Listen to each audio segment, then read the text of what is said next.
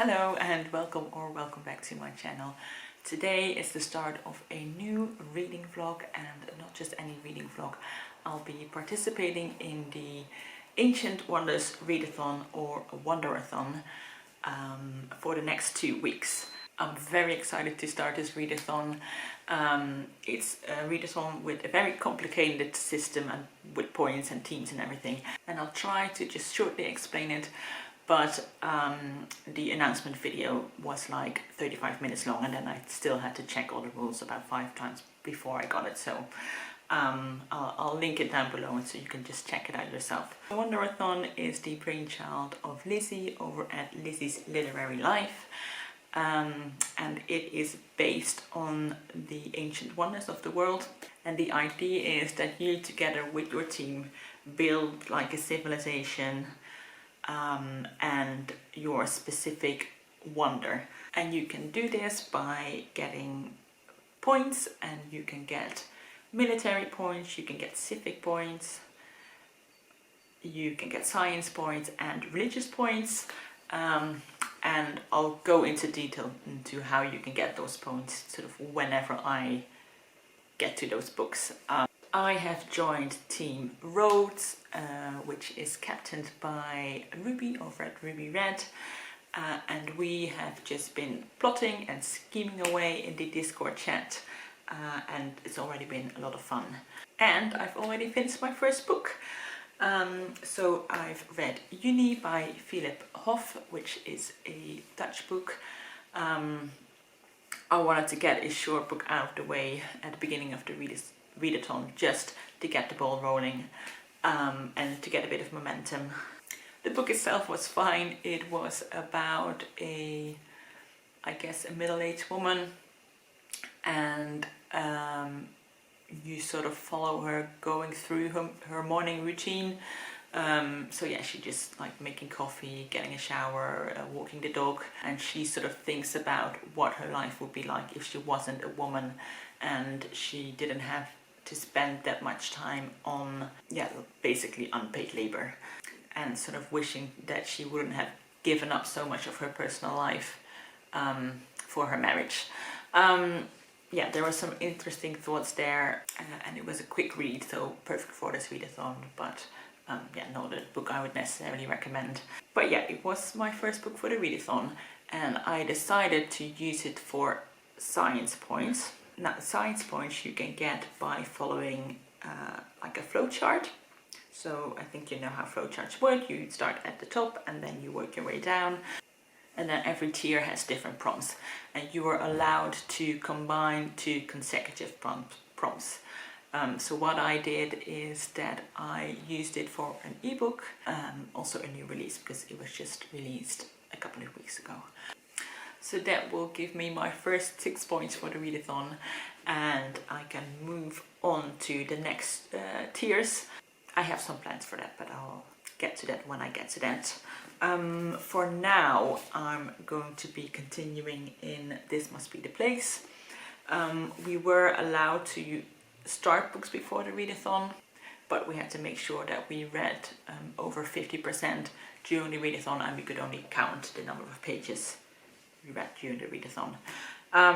So yeah, I've already started This Must Be the Place by Maggie O'Farrell. I'm about a third of the way in, and I'm liking this so far. This is my second novel I've read of Maggie O'Farrell, and the book starts in Ireland at a really remote house, and we meet this kind of eccentric woman who is chasing off a passerby with a shotgun. And we soon learn that this woman was once a very famous actress who at one point, at the height of her career, just suddenly disappeared. And then in the rest of the book we are basically following her and also her husband, but we sort of jump backwards and forward into time, and like every start of the chapter will say a name and a place and a year.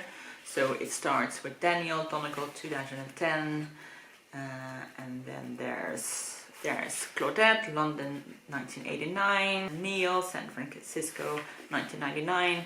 So you jump backwards and forwards and you sort of follow different characters. But yeah, this husband and wife duo, they're sort of the center of the story. And the book sort of feels like reading a puzzle, like every chapter is a piece of the puzzle and that you're trying to fit together.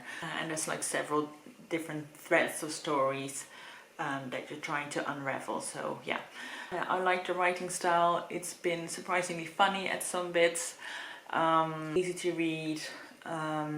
Sometimes the similes are a little bit too on the nose, but still enjoying this a lot so far. Yeah, that was my first update. I'm not sure how much reading I'll get done for the rest of the day, because I have an exam on Tuesday, so I need to do some studying, and I'm also meeting a friend later this afternoon to go to like a food truck festival, but there's going to be reading sprints tonight, which I'm hoping to join in with. Anyway, I'll talk to you later.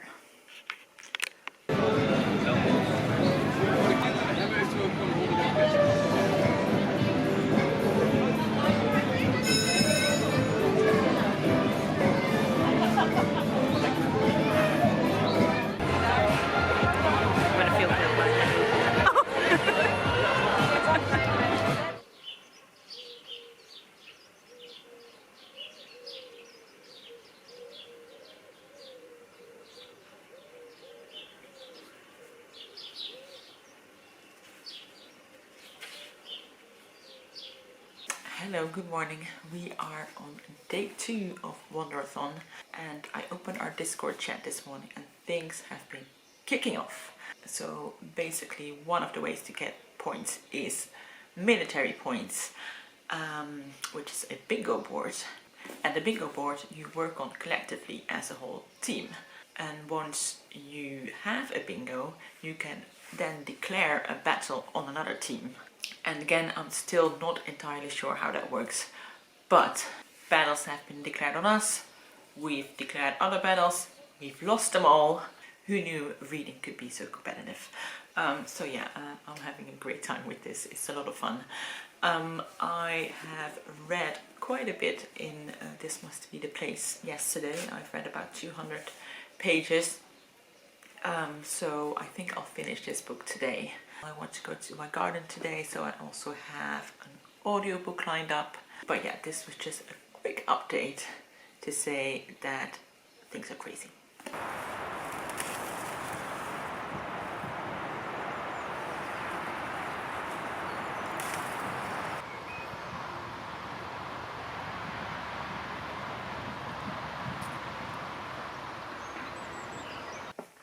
I finished another book. I finished This Must Be the Place by Maggie O'Farrell. I did really quite enjoy this. At the end of the book there's a small interview with the author, and she describes the book as a portrait of a marriage, which I think is a fitting description, and also interesting because she obviously has a book called The Marriage Portrait now. So this book is about marriage and relationships, but I'd say more so about family. We basically follow two people throughout this book. There's Claudette, who was a famous actress who at one point at the height of her career decided to disappear. And then there's Daniel, who's struggling with his own things, and then one day they meet at this very remote location in Ireland where Claudette has basically been hiding for the last decade or so. So it's about their marriage and their family, but also about both of their past lives. We get their perspectives, but we also get the perspectives of the children and siblings. So it jumps back and forth between those perspectives, and it jumps backward and forwards into time as well. I've seen some reviews of people saying it's a bit too convoluted, but I didn't really find that. I found it quite easy to follow, and then in the end it really ties it all together. I liked how these characters were all quite complex and interesting characters, almost so that I wish I could spend more time with them, even though this is like a 500-page book. I still feel like there's a lot to explore, in these characters that we haven't seen yet, which I think is a good sign if after 500 pages you're not tired of the characters. I liked the writing in this as well. It was quite straightforward, which made it a really quick and easy read. So yeah, that's my second book finished for the readathon. I've submitted this for military points, and I can't remember if I explained this already, but the bingo board you fulfill as a team, and we have a couple of bingos, so we can decide to go into battle with other teams, but we have to wait for our team leader to come back. She's over in the US right now and probably sleeping, so we have to wait until she wakes up, and then we can see whether we can actually defeat some other teams. We are on day 5 of Wonderthon, and lots has happened.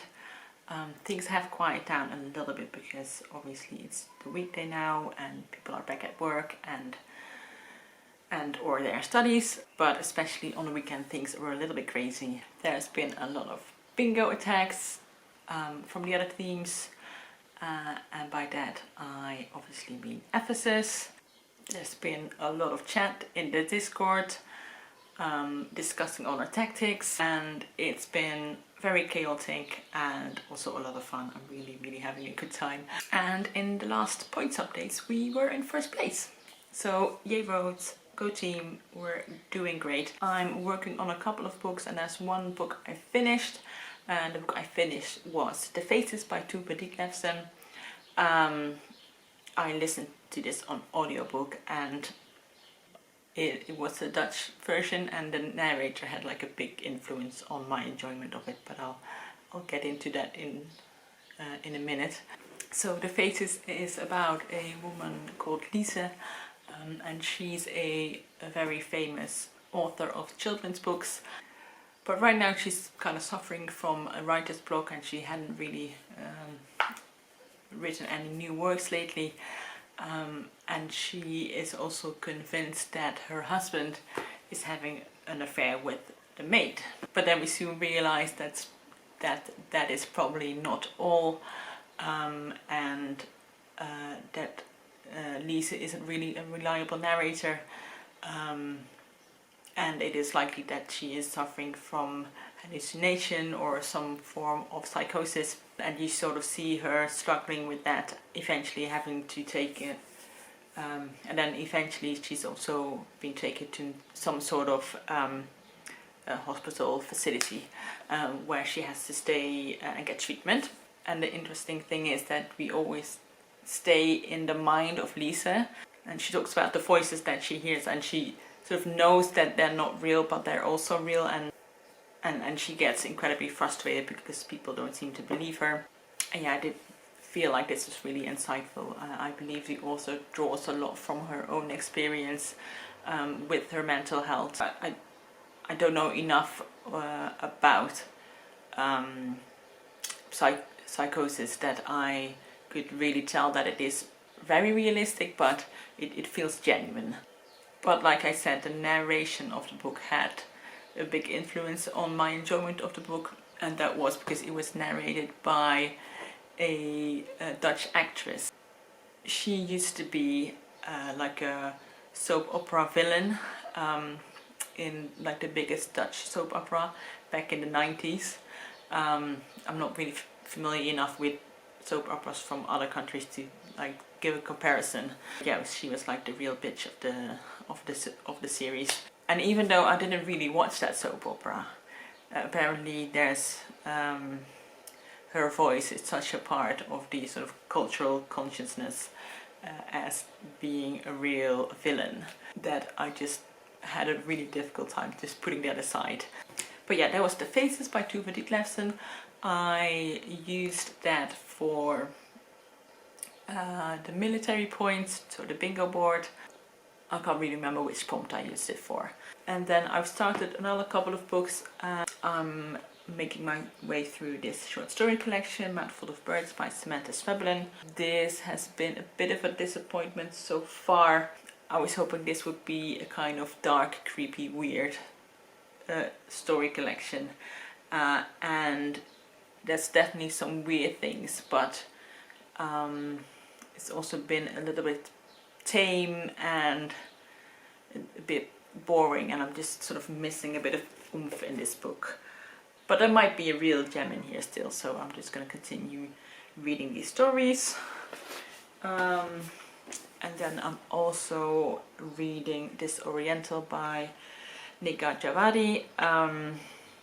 This is about a young woman, and we meet her when she's in the waiting room of a fertility clinic, and she is basically telling her family history. She really tells it in the style of a Scheherazade figure, saying like, well, let me tell you about my uncle, and well, first I have to explain the story before I get into this. And she tells about her family who were from Iran, and yeah, there's a lot of mention of it. Obviously deals with the Iranian Revolution, and yeah, I'm really enjoying it so far. I think the writing is really nice, and I think this is going to be a really excellent book. So yeah, that's what I've been reading these last couple of days, and I'll see you when there's more to talk about.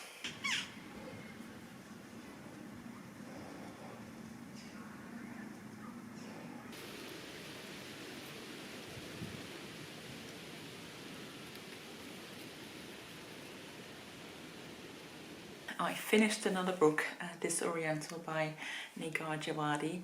Like I said, in this book, Kimya, the protagonist, tells the story of her family's history, and she starts all the way back with her great-great-grandfather, who was this really formidable figure with a harem of 52 wives, and she goes all the way back to the now, when she is waiting for her next step in her fertility treatment in France. It centers in large part around her parents, who were intellectuals in Iran, and whose involvement and role in the revolution against the regime in Iran leads her family to have to flee to France. So obviously I learned a lot on Iranian history in this book, and Iranian politics.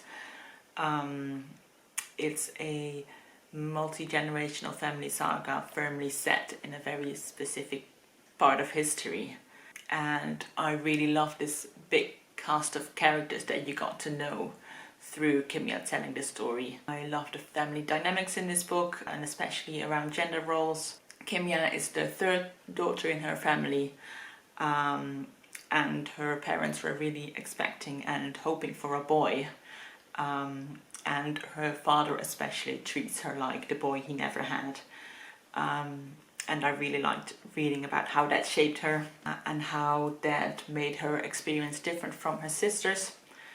And Kimya very much tells this story like, this is my family story, this is where I came from, this is who I am now, and this is how my history shaped me. There's also some talk about being queer in Iran. I'm not going to get into it too much because I feel like that would give away a bit too much. But I will say that I do love how the author explored that aspect of the story, both what being queer means in Iranian culture, and also what it's like to start a family as a queer person and in a queer relationship. This is a book that you have to take your time with, so it might not be the best book to read for a readathon, but there we go. The writing is quite dense. Every paragraph has some weight to it. And I feel like dense is a bit of a negative word, but I don't mean that. It didn't feel heavy or sluggish. You know, just that if you're looking for a quick-paced, snappy kind of book, then this isn't it. But if you love a book with complex family dynamics, where you explore how both immigration and emigration can shape a person, how a person can be part of different cultures, yeah, then I would highly recommend this book. It's the kind of book that is difficult to sum up in a few sentences because it has a lot to unpack. But if you are willing to give it a little bit of effort, then I think it is very much worth your time. I learned a lot about a culture I didn't know that much about. It has some really interesting characters in it, and yeah, there's a lot of truths on these pages. Yeah, I really enjoyed this. I have next week off work. I had a few plans of things to do, but it's also going to be pretty hot the next few days. It's going to be like 30-ish degrees Celsius, which I think is about 90 degrees Fahrenheit. That might not be very hot for some people, but I don't really deal very well with high temperatures. So I'm not sure if I'm going to do everything I planned because it might just be too hot for it. But that means I will probably get quite a lot of reading done. Yeah, for today I'll be going out for lunch later, and then tonight there's reading sprints again, and I'll talk to you again when I have some more books to talk about.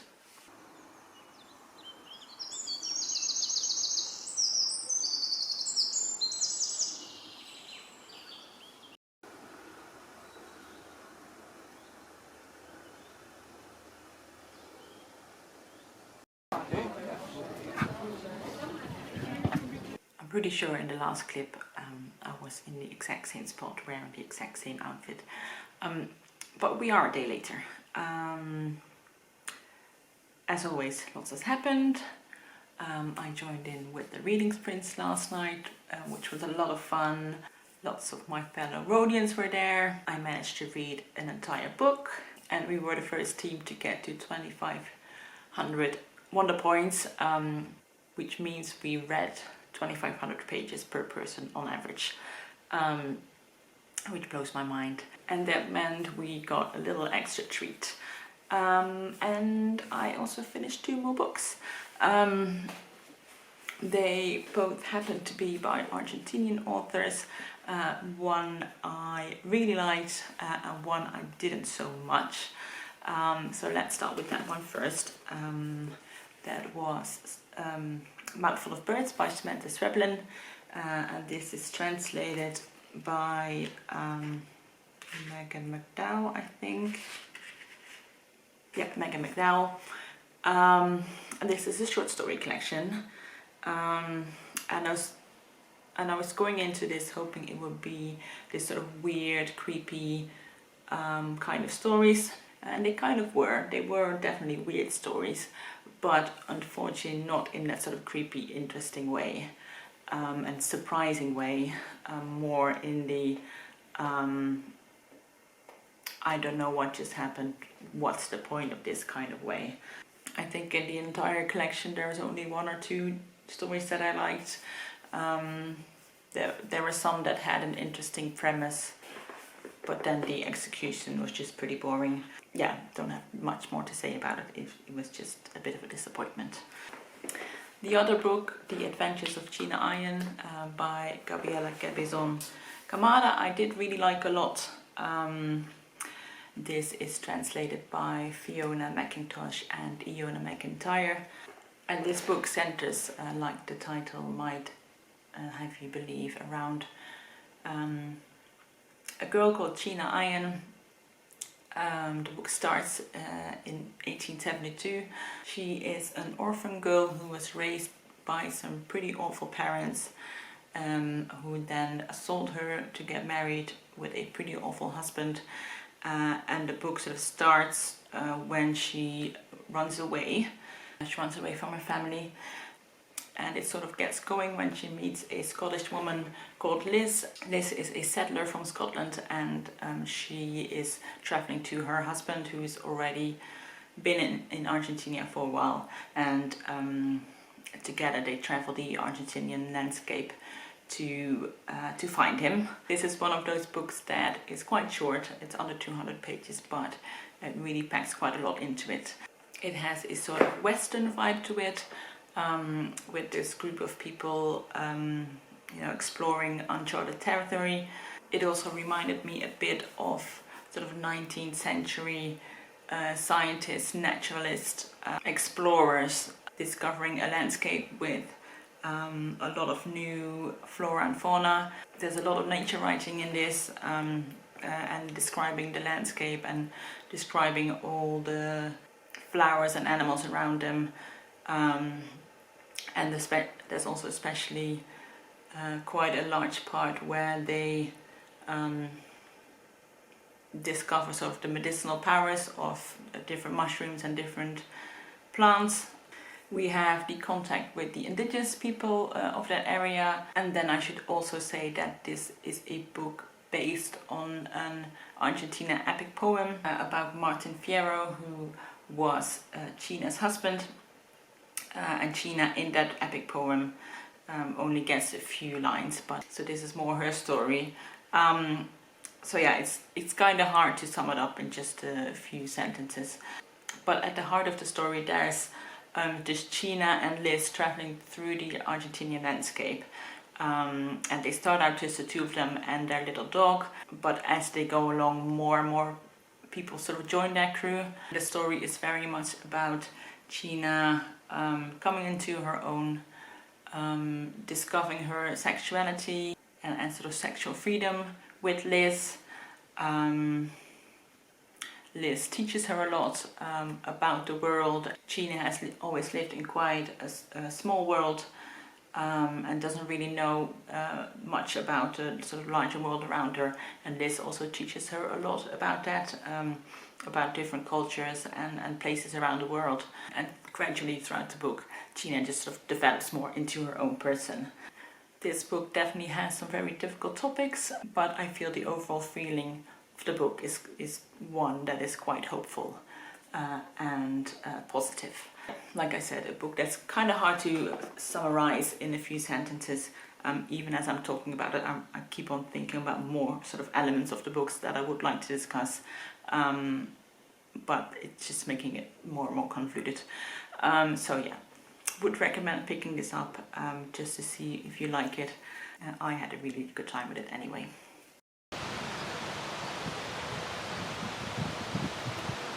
Welcome to day 10 of Wonderthon, I think. I have dropped any pretense of any notion of what I know I'm doing, because I don't. Luckily we have some people in our team who keep track of things and know what's going on, because I'm just going purely on vibes now. I hope this clip is going to be okay. I'm in my garden and there's a motorway just right behind you. So hopefully you can hear me. Lots has happened. There's been a new points update. And we sank down to 3rd place, which is mainly because we got attacked a lot 2 days ago. So we lost basically half of our points. But then last night we got some revenge. So there's that. I have read 3 books in the meantime. I've read True Grit by Charles Portis on audiobook. So this is like a Western story about this, I think, 14-year-old girl, and her father was murdered and some things were stolen of him, and she wants to take revenge. So she heads out to take revenge on the person who did it. And yeah, I had a lot of fun with that book. The main character is really feisty and spunky, and yeah, I really enjoyed her as a character. I think I definitely want to read that book in print form and be able to underline things and stuff, because I feel like it's a book that you can just read time and time again. So yeah, I really like that one. Then I also read Black Lion by Cicelo Mbata. That was his memoir, and he works as a wilderness guide in South Africa, And this book reminded me a lot of Braiding Sweetgrass, because he talks a lot about sort of indigenous wisdom, especially sort of what he learns from his different encounters with different animals, with different wildlife. Yeah, basically how everyone would benefit from spending more time outside in nature. Yeah, I really liked that. It was a little bit too on the nose at some points. Sometimes it felt like he was saying, if you're not in contact with nature, you're like addicted to drugs and alcohol, and your life has no meaning at all. Which I felt was a bit of a black and white view. So yeah, that annoyed me a little bit, but yeah, overall I really enjoyed this. Loved reading about like nature and wildlife in Africa, in South Africa. I really liked reading about him talk, how he does his wildlife tours. He always does his tours on foot rather than like on jeeps, and he has a more let's just go into the wild and see what happens kind of approach, rather than I have to show you the big five of Africa. And I think like if I would ever go to that region of the world, I would much rather do something like that than go on a big safari. So yeah, I enjoyed that. And then last night I read Sea Prayer by Carla Twisani, which is just like a really short little book. It is basically a poem that the author wrote in response of the news of a little boy dying at sea when he was fleeing from Syria. So it's basically a response to that boy's story, and yeah, basically all and also all of the other people who will perish when they try to flee a horrible situation. It's really short. It has some really beautiful illustrations. I don't have the book with me, otherwise I'd show you. But it's really beautifully illustrated by, I think, Dan Williams, if I remember that correctly. And just the text and the pictures really work beautifully together. And it's like a real punch in the feels, that book. Yeah, that's my books I've read the last couple of days. I'm gonna do a bit more gardening. Might listen to an audiobook, but also just like not reading for a minute, because it's been a bit crazy.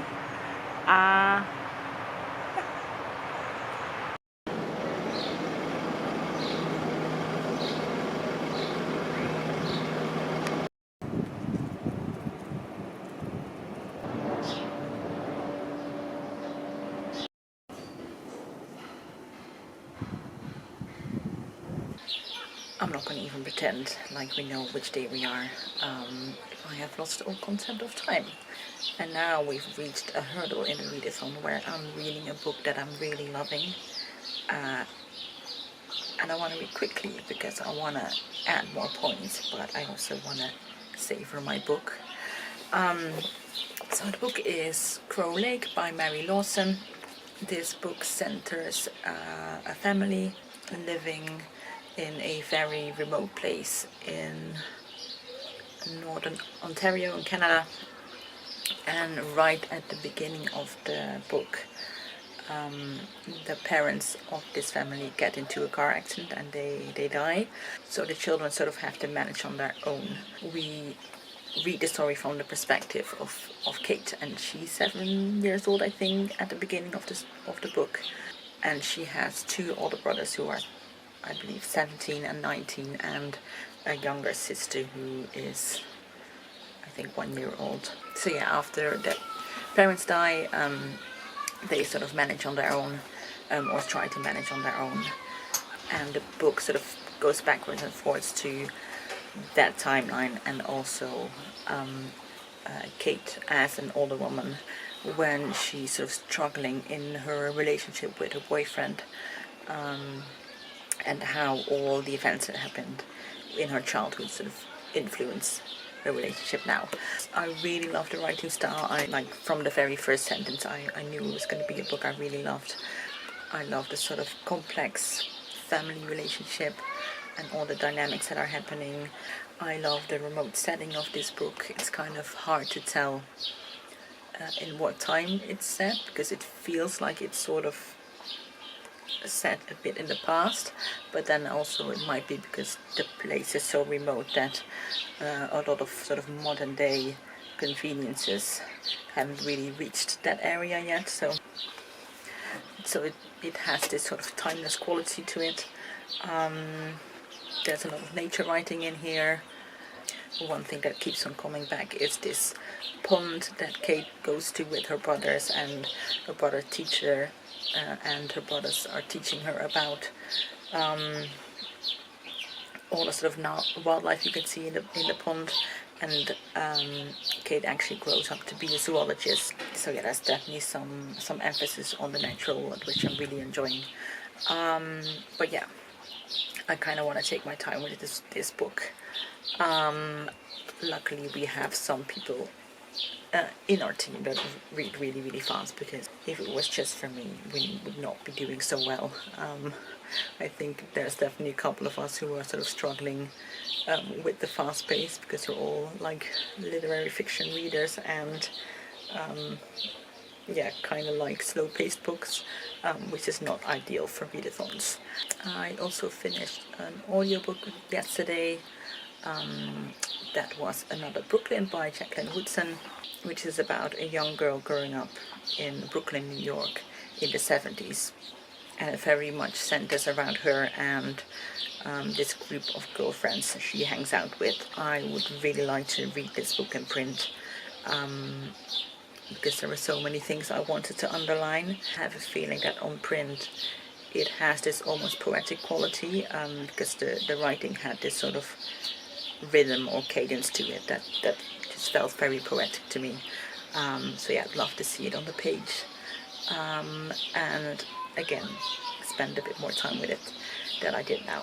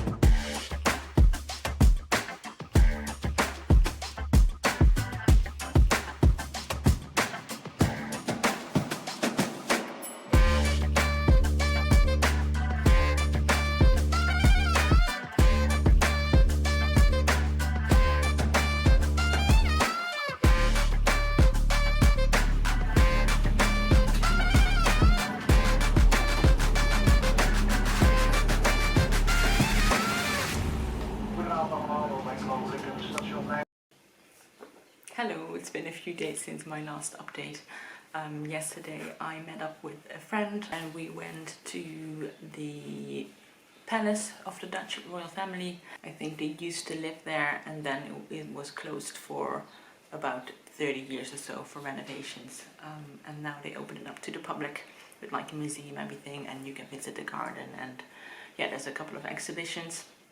I still feel a bit conflicted about you know, watching the wealth of a family who has gained most of that wealth off of the backs of others. I did sort of mention that and talk about that in the exhibition, so I thought that was a good thing. But yeah, we had a really nice time, went for a couple of drinks later, and it was just really nice to catch up with her. And yeah, now we are in the next day. So I've read 3 books since last time we spoke, I think. I have finished Crow Lake, and this was just a really beautifully written, slow-paced family saga with some really memorable characters, a really strong sense of place, and just really my kind of book. So I really enjoyed this a lot. I think it's probably my favorite of the readathon so far. I've also read my autobiography of Carson McCullers by Jen Chaplin, and this is one of those sort of weird hybrids of books. It starts with the author, and she finds these love letters between Carson McCullers and another woman who I can't remember the name of right now, and she gets really fascinated by them because Carson McCullers isn't known as a lesbian author. She was married to a man, and actually then divorced and married to the same man again. The author really wanted to investigate it a little bit more, sort of why people are so hesitant to call someone a lesbian, even though the letters that she found were sort of very obvious and very clear about the relationship between Carson McCullers and this other woman. She starts to sort of look into that and looking into archives and other letters she's written between other women and sort of trying to discover who Carson McCullers was. And then at the same time, it's also very much about the process that the author goes through in finding out about Carson McCullers and sort of the similarities between their lives. They were both writers, they were both lesbian, or at least queer in some way. They also both suffered from chronic illness, a very much misunderstood chronic illness. Yeah, and I really enjoyed this. I thought it was really well done. She obviously talks a lot about how, as someone who is writing a biography, you always put something of yourself in the book, you know, especially when the person you're writing about isn't alive anymore to explain things. Then your own lens and your own vision is always going to skew a little bit about how you interpret the information you have. And the author definitely makes clear in this book that especially Carson McCullers' queerness has been sort of written away in her history. It's kind of hard to make this sound interesting, but it really was very good. So I would highly recommend picking up this book. And then I've also read the first Murderbot book, All Systems Red. I hadn't heard of this series before, but quite a few people on our team were reading them, so I decided to jump the bandwagon, and I had a lot of fun. And it's a sci-fi book where I already completely forgot exactly how things work and what happened in the book. It's basically about this robot human hybrid, and he's taken on a mission on a crew as basically their security unit, and he's basically trained to like attack and kill when this crew is attacked by other people, aliens, whatever. So you hear the story from the perspective of Murderbot, as he calls himself. And you soon find out that he is not so much interested in the killing aspect of his job.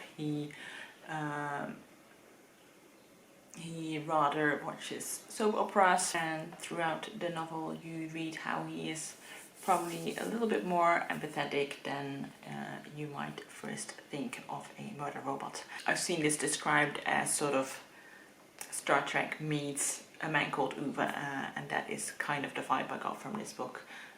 Like I said, I don't really know what the book is about, but I like the tone of this book. I like the sort of grumpy killer robot with a heart of gold kind of vibe. So yeah, that was that. I've submitted all these books for military points. We had our last points update last night, and right now our team is quite a bit ahead of all the rest of the teams. But I'm pretty sure we're gonna get attacked quite brutally towards the end of this week. So we gotta stack up on those points because they're gonna come, I know it. Yep, that is my update for now. Tonight I'll be going to see an outdoor play, or more like a pantomime kind of thing in like the town I grew up in, so I think that's going to be a lot of fun. And then it's only 2 more days left.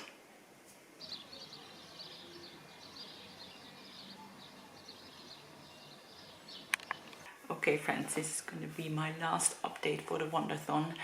It is Sunday evening now, the last day. I'm about to join in with the last live sprints as well. And then it will all be over. On the one hand, I am so tired and my brain is completely fried. But on the other hand, I'm like, can we do this again next week? Because this is so much fun. I've been reading a lot of graphic novels in the last couple of days. I decided to do a separate video on those because one, my brain is kind of fried and I'm not really able to do proper reviews anymore, and two, I feel like they deserve a bit more time because yeah, the artwork and everything was really beautiful. So I'll do that in another video. I guess this is it. Like I said before, I thought we would get attacked a lot, and we did. So we lost a lot of our points, but then we also gained back a lot of our points. So I don't know. We'll see tomorrow. All I know is I had the best time with this readathon. Usually with readathons, I'll like read along, submit my books and everything, but with this one, yeah, I was totally engaged. We had a really great team who were all so nice and so supportive, and we had a lot of fun in the chat. So yeah, no matter where we end up in the leaderboard, I feel like we've won anyway. So shout out to all my Rhodes babes. 5 out. And I cannot wait to do this all again next year. That's it. Thank you for watching, and I'll see you in the next video. Bye bye.